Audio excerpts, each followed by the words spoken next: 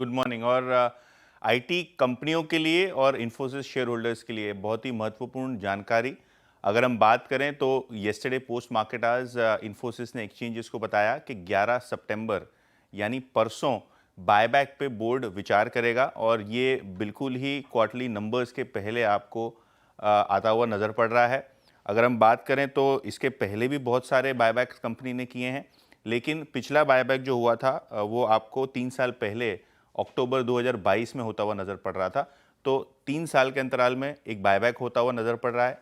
सेबी की रूल जो अभी नई आई है उसके हिसाब से केवल टेंडर रूट के जरिए ही बायबैक होता हुआ आपको नज़र पड़ सकता है। और Q1 के अंत में कंपनी के पास 45,000 करोड़ रुपए के आसपास का साइज था। आपकी स्क्रीन के ऊपर के पिछले बायबैक किस तरीके से हुए हैं, कभी 13,000 करोड़ रुपए का, कभी 9,000 करोड़ रुपए का। तो कहीं ना कहीं अगर हम बात करें तो लगभग लगभग वो 25 से 30% अपनी कैश ऑन बुक्स का इस्तेमाल करते हैं बायबैक के लिए।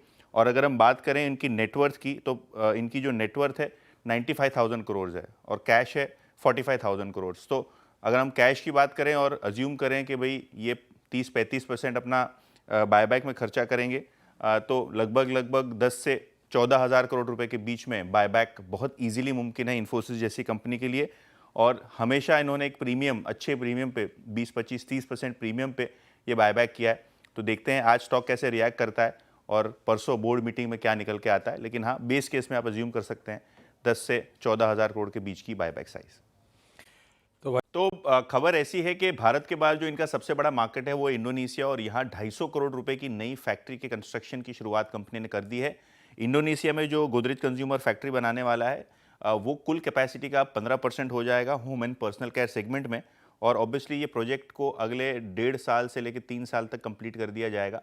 लेकिन हाँ, एक विस्तार की बहुत बड़ी योजना जहाँ एग्जीक्यूशन अब हो रहा है। तो देखते हैं स्टॉक का कैसे रिएक्ट करता है इस इंडोनेशिया के बड़े केपेक्स के अनाउंसमेंट के बाद। ठीक बात। बेचने वाले हैं और अपना लगभग एक 7% हिस्सा यानी लगभग 7.88 लाख शेयर्स वो बेचेंगे, जिसकी मार्केट वैल्यू करीब 600 करोड़ रुपए के आसपास है। और ऑब्वियसली प्रमोटर्स बेच रहे हैं। अगर हम बात करें तो जो फ्लोर प्राइस है डील का वो है 7,600 रुपये प्रति शेयर।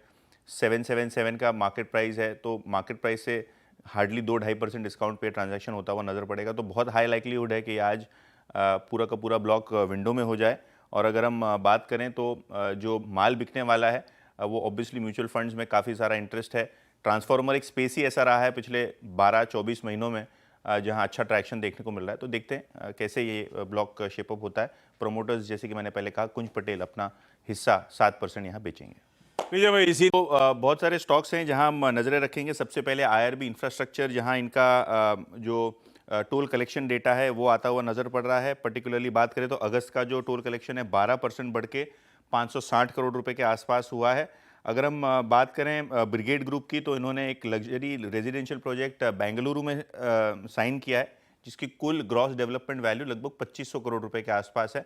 तो ये भी काउंटर रखिए अपने रडार पे।